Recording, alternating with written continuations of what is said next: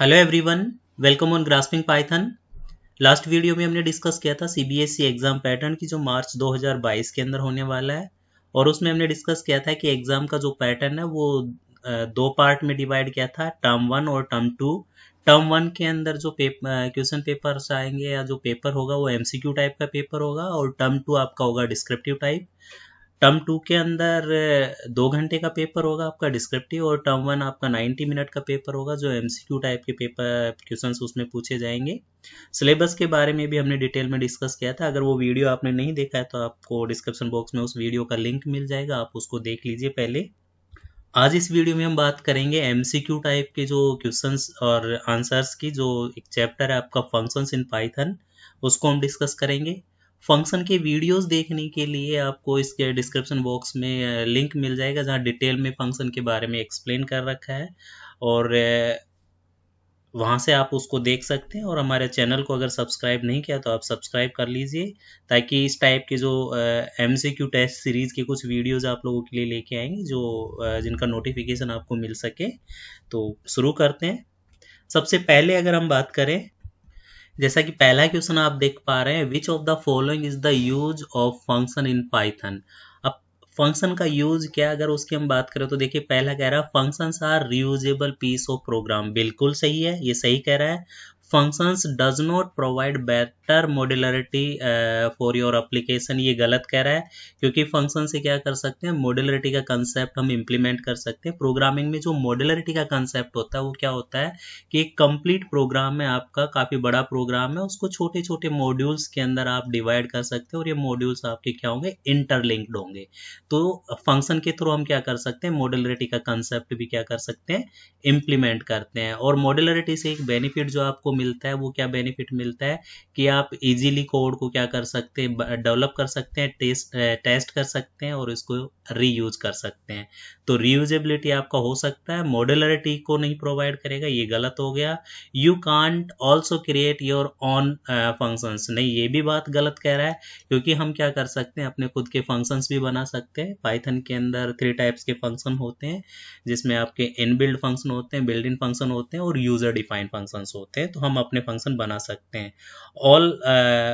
All of the mentioned, ये आपका गलत हो गया, तो पहला स्टेटमेंट से आपका क्या हो गया, करेक्ट आंसर।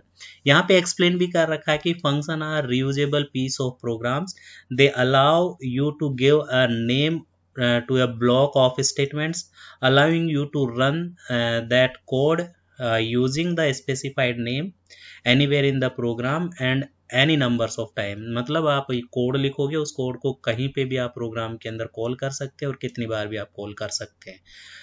डिटेल में फंक्शन को देखने के लिए, आप फंक्शंस के वीडियो देखने के लिए मैंने आपको बताया, इसके डिस्क्रिप्शन बॉक्स में लिंक अवेलेबल, आप वहां से सारे कंप्लीट वीडियो फंक्शन के देख सकते हैं। दूसरा क्वेश्चन अगर हम बात करें तो ये कह रखा है कि which keyword is use for a function. तो फंक्शन को डिफाइन करने के लिए फन यूज नहीं होता है, डिफाइन भी यूज नहीं कर सकते हैं, डेफ यूज होता है, बट यहाँ पे कैपिटल डी है तो ये भी नहीं होगा, फंक्शन भी नहीं हो पाएगा, और ये डेफ आप यूज करोगे। तो इसका आंसर हो जाएगा आपका ई। और इसको आप समझे, देखिए किसी भी फंक्शन का जो हेडर होता है या फंक्शन का जो सिग्नेचर होता है वो हम डिफाइन करते हैं, डेफ कीवर्ड से शुरू होता है।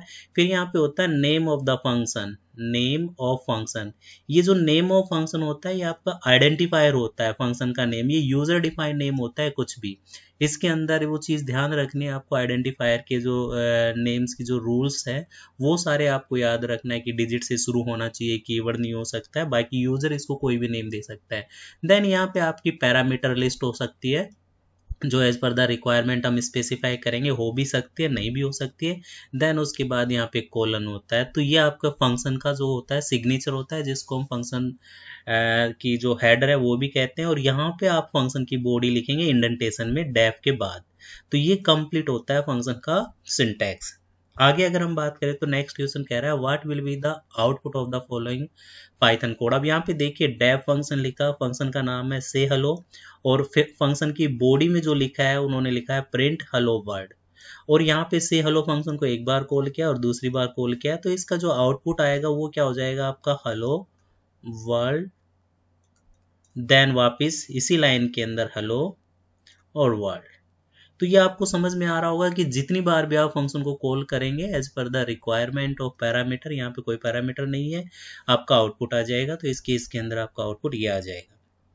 ठीक है, नेक्स्ट क्वेश्चन नंबर 4 की अगर हम बात करें तो इसमें पूछ रहा है what will be the output of the following Python code. अब यहाँ पे देखिए एक फंक्शन डिफाइन किया है डेफ, फंक्शन का नाम है यहाँ पे प्रिंट मैक्स, दो आर्गुमेंट ले रहा है ए एंड बी, फिर स्टेटमेंट बॉडी ऑफ लूप के अंदर लिख रहा है if A greater than B, तो यहाँ पे प्रिंट स्टेटमेंट में लिखा है ए की वैल्यू, देन इसके बाद लिखा है इज मैक्सिमम, फिर एलिफ के अंदर लिखा है अगर दोनों वैल्यू बराबर है तो ए की value is equal to B, फिर यहाँ पे एल्स केस के अंदर लिखा है बी इज मैक्सिमम।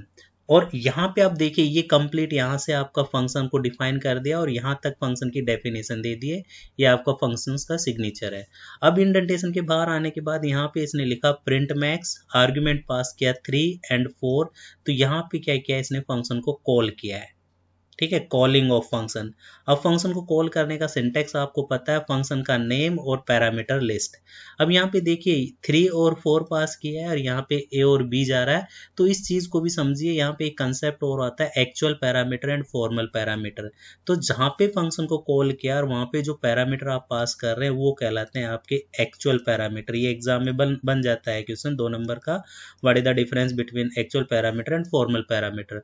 तो actual parameter are those parameter which are defined in function calling statement, and a and b are the formal parameter which are defined in function header। ठीक है, तो ये आपका फॉर्मल पैरामीटर हो जाएगा, formal. Clear हुआ। अब इसके अकॉर्डिंग अगर आप आउटपुट देखेंगे तो देखिए ये जो आपका 3 है ये ए के में चला जाएगा और ये जो 4 है ये आपका चला जाएगा बी के अंदर।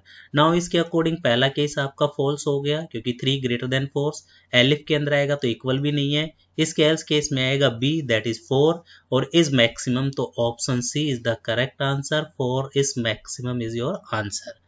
आगे चलते हैं क्वेश्चन नंबर 5। अब देखिए क्वेश्चन नंबर 5 भी बहुत सिंपल सा क्वेश्चन है, बेसिक कंसेप्ट को यूज करते हुए हम लोग इन क्वेश्चंस को डिस्कस कर रहे हैं। आगे नेक्स्ट वीडियो में हम डिस्कस करेंगे थोड़े एडवांस क्वेश्चंस को।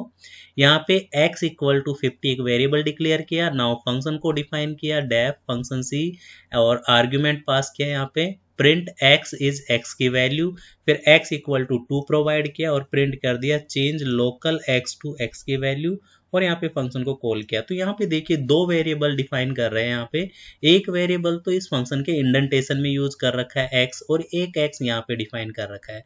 तो ये जो बाहर डिक्लेयर कर रखा है इस वेरिएबल को बोलते हैं ग्लोबल वेरिएबल, ये आपका ग्लोबल वेरिएबल हो जाएगा। और ये जो x इक्वल टू 2 है ये आपका लोकल वेरिएबल हो जाएगा। अब ग्लोबल वेरिएबल और लोकल वेरिएबल में डिफरेंस क्या है, ग्लोबल वेरिएबल कहीं पे भी आप एक्सेस कर सकते हैं थ्रू आउट द प्रोग्राम, कहीं पे भी। लोकल वेरिएबल केवल उसी ब्लॉक के अंदर या उसी इंडेंटेशन के अंदर आप एक्सेस कर पाएंगे। नाउ यहाँ पे फंक्शन x फंक्शन को कॉल किया, फन सी और x प्रोवाइड किया, तो इस x को जब कॉल किया तो यहाँ पे देखिए x की वैल्यू क्या जाएगी, यहाँ पे x की वैल्यू जाएगी 50, क्योंकि यहाँ पे जो एक्सेस करेगा ये x तो एक्सेस हो नहीं पाएगा क्योंकि ये क्या आपका लोकल है, तो यहाँ पे x की वैल्यू चली जाएगी 50। यहाँ पे आया प्रिंट x इज, तो यहाँ पे 50 प्रिंट कर देगा, तो पहली लाइन में प्रिंट कर दी x इज 50।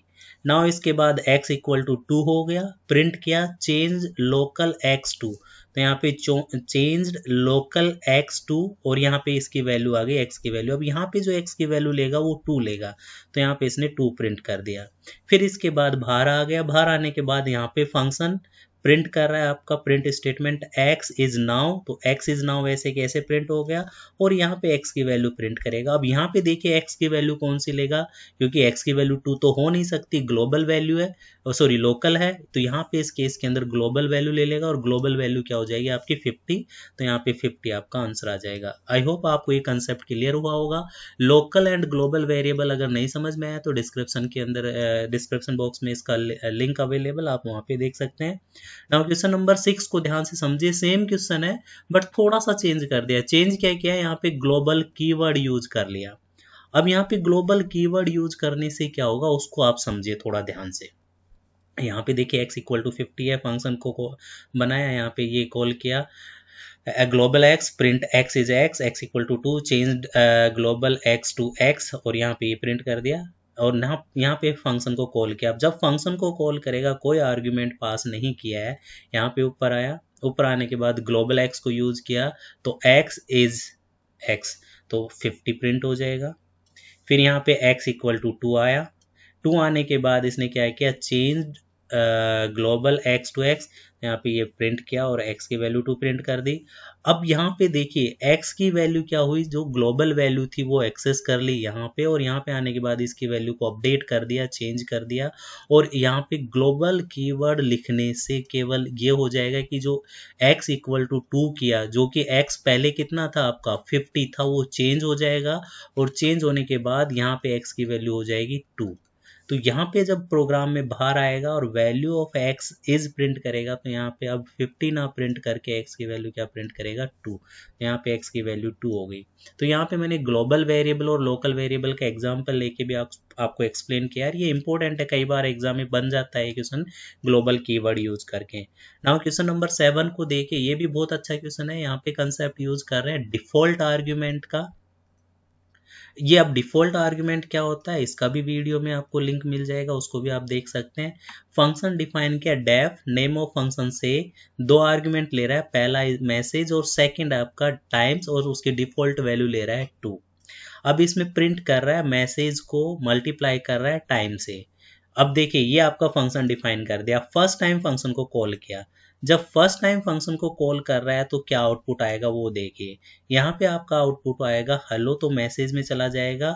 और दूसरा आर्गुमेंट चाहिए टाइम, टाइम इसने प्रोवाइड किया नहीं है, तो इस केस के अंदर डिफॉल्ट वैल्यू चली जाएगी, और डिफॉल्ट वैल्यू जाएगी 1। तो हेलो वर्ड को 1 टाइम मल्टीप्लाई कर देगा, तो आपका आउटपुट आ जाएगा हेलो। नेक्स्ट टाइम पे फंक्शन को कॉल किया, कॉल करते वक्त मैसेज के अंदर पास किया वर्ल्ड, और जो सेकंड आर्गुमेंट टाइम था उसकी जगह इसने इस बार पास कर दिया 5। तो यहाँ पे अब 1 की जगह चला जाएगा 5 और प्रिंट करेगा मैसेज मल्टीप्लाई बाय 5।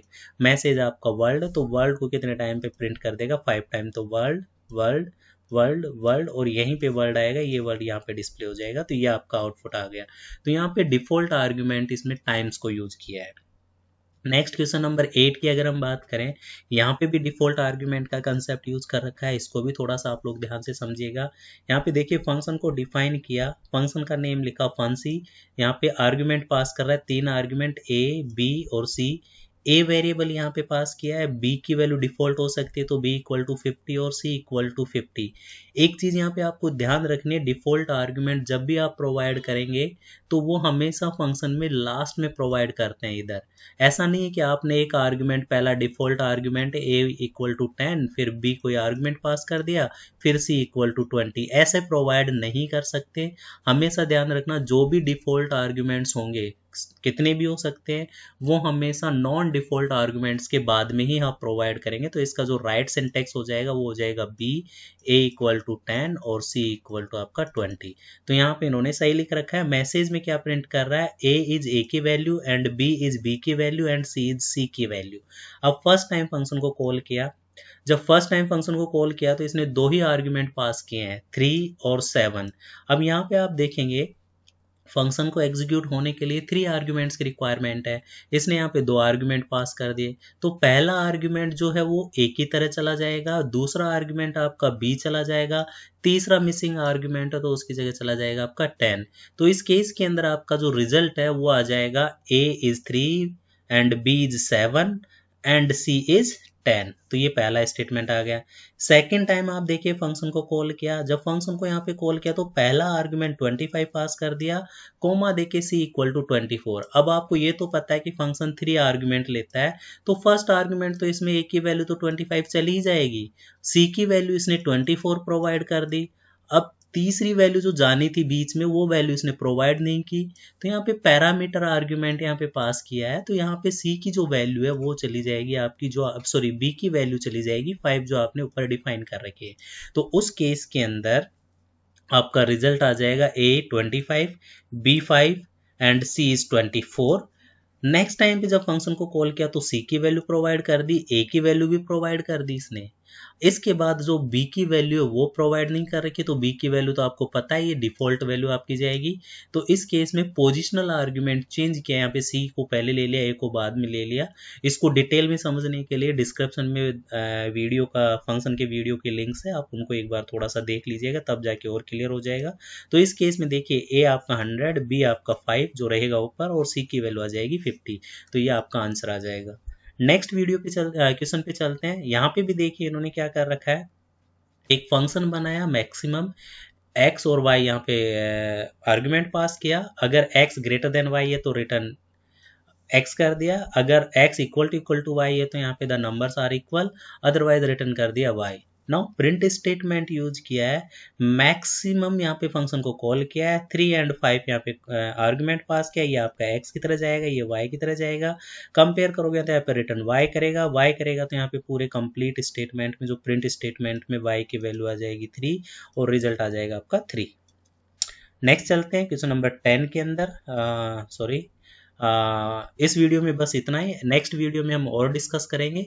वीडियो कैसा लगा, अगर कोई कंसेप्ट क्लियर नहीं हुआ है तो आप डिस्क्रिप्शन बॉक्स में कमेंट्स करके भी पूछ सकते हैं, कमेंट सेक्शन के अंदर। और मैं आपसे एक बार फिर बोलूँगा कि इस वीडियो को, इस आउटपुट की प्रॉब्लम्स को समझने के लिए पहले आप इस वीडियो के डिस्क्रिप्शन बॉक्स में जो फंक्शन से रिलेटेड वीडियो है उसका लिंक दे रखा है, आप उसको ज़रूर देखिए। अगर वीडियो अच्छा लगा है तो अपने फ्रेंड्स के साथ शेयर करिए। ग्रास्पिंग पाइथन सब्सक्राइब नहीं किया तो सब्सक्राइब करिए और बने रहिए हमारे चैनल ग्रास्पिंग पाइथन के साथ। जय हिंद, जय भारत।